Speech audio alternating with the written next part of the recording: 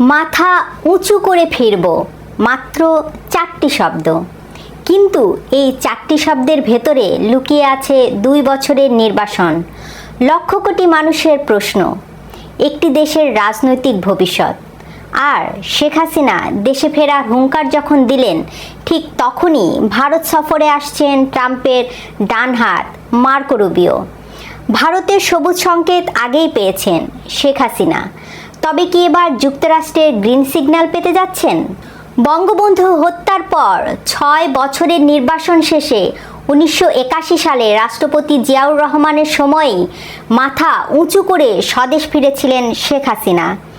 আর আজ 2026 সাল, যখন আবার আরেকটি নির্বাসন জীবন শেষে স্বদেশ ফেরার চূড়ান্ত প্রস্তুতি নিচ্ছেন, তখন কাকতালীয়ভাবে বাংলাদেশের ক্ষমতায় প্রয়াত রাষ্ট্রপতি জিয়াউর রহমানের ছেলে তারেক রহমান। সাবেক প্রধানমন্ত্রী তার জীবনের সবচেয়ে আবেগঘন দিনটির স্মৃতিচারণ করে বলেন, 1981 সালের 17ই মে তিনি সব হারিয়ে দেশে ফিরেছিলেন শুধু দেশের মানুষের অধিকার ফিরিয়ে দিতে।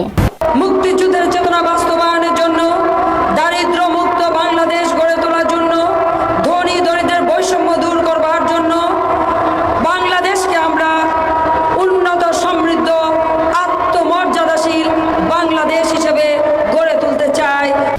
আজকের প্রেক্ষাপট নিয়ে তিনি স্পষ্ট করে বলেছেন, আমি দেশে না থাকলেও নীরব নই।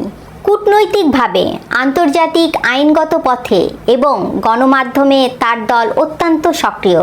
তিনি বলেন, 1971 সালে পাকিস্তানের সামরিক সরকার আওয়ামী লীগকে নিষিদ্ধ করেছিল, কিন্তু নিষেধাজ্ঞা দিয়ে যদি আওয়ামী লীগকে থামানোই যেত, তাহলে তো বাংলাদেশের জন্মই হতো না। মুক্তিযুদ্ধে সবাই অংশগ্রহণ করেছেন, যখন বুকের রক্ত ঢেলে দিয়েছেন, এক ভাইয়ের রক্ত আর এক ভাইয়ের সাথে তো মিশে গেছে, সে রক্ত তোকে ভাগ করতে যায়নি, ভাগ করতে পারেনি, ভাগ করতে পারে না।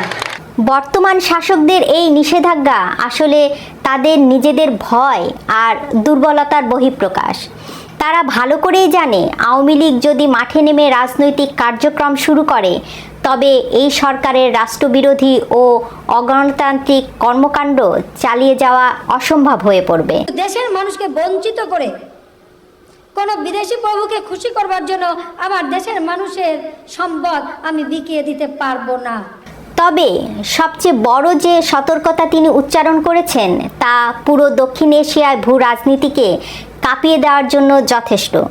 তিনি বলেছেন, বাংলাদেশে যদি গণতন্ত্র ব্যর্থ হয়, যদি একটি মৌলবাদী রাষ্ট্র গড়ে ওঠে এবং আইনহীনতার সংস্কৃতি চলতে থাকে, তবে শুধু বাংলাদেশের 18 কোটি মানুষই নয়, সমগ্র আঞ্চলিক এবং বৈশ্বিক নিরাপত্তাও চরম হুমকিতে পড়বে। যেন আমাদের এই দেশে আমাদের যুব সমাজ যেন বিপথে না যায়, এই মদগা শক্তি বা জঙ্গিবাদের সঙ্গে যেন জড়িত না হয়, এবং আমরা এই দেশটাকে একটি শান্তিপূর্ণ দেশ হিসেবে গড়ে তুলতে চাই। 2024 সালের 5ই আগস্টের পর শেখ হাসিনার বিরুদ্ধে একের পর এক অভিযোগের পাহাড় খাড়া করা হয়েছিল। দুর্নীতি, ভারতের কাছে দেশ বিক্রি করার অভিযোগ, কিংবা 24-এর আন্দোলনে ছাত্র জনতার ওপর গুলি চালানোর দায়, সব কিছুই চাপানো হয়েছিল তার ওপর। কিন্তু রাজনীতিতে 2 বছর খুব ছোট সময় হলেও সত্য উন্মোচনের জন্য এটি যথেষ্ট।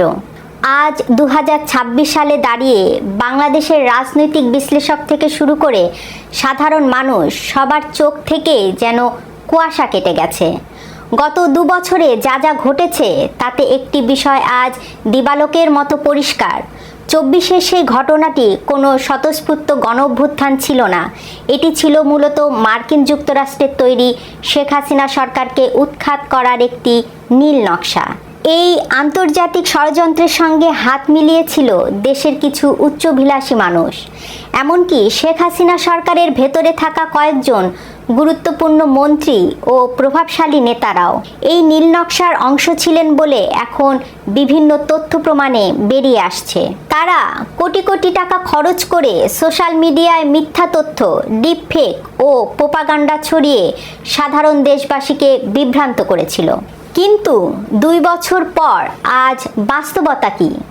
গত 2 বছরে বাংলাদেশের সাধারণ মানুষের নাভিশ্বাস উঠে গেছে। অর্থনীতি ভঙ্গুর, আইন শৃঙ্খলার চরম অবনতি আর নিত্য প্রয়োজনীয় জিনিসের আকাশচুম্বী দামের কারণে সাধারণ মানুষ আজ দিশেহারা। আর এই চরম অসন্তোষের মাঝেই সাবেক প্রধানমন্ত্রী শেখ হাসিনার পক্ষে একটি বিশাল নীরব জনজোয়ার তৈরি হয়েছে। তবে বাংলাদেশের রাজনীতিতে শুধু অভ্যন্তরীণ জোয়ারই যথেষ্ট নয়, বড় ফ্যাক্টর হলো আন্তর্জাতিক শক্তির গ্রিন সিগন্যাল। শেখ হাসিনা বর্তমানে দিল্লিতে আছেন। ভারতের কৌশলগত অবস্থান অত্যন্ত পরিষ্কার। তারা শুরু থেকেই শেখ হাসিনার পাশে দাঁড়িয়েছেন এবং বাংলাদেশকে একটি স্থিতিশীল রাষ্ট্র হিসাবে দেখতে চায়। দিল্লির পক্ষ থেকে সবুজ সংকেত অনেক আগে থেকেই দেওয়া আছে। কিন্তু আসল জটিলতা যেখানে ছিল তা হলো আমেরিকা। 2024 সালে জো বাইডেনের প্রশাসনের সাথে শেখ হাসিনা সরকারের যে দূরত্ব তৈরি হয়েছিল তা সবারই জানা।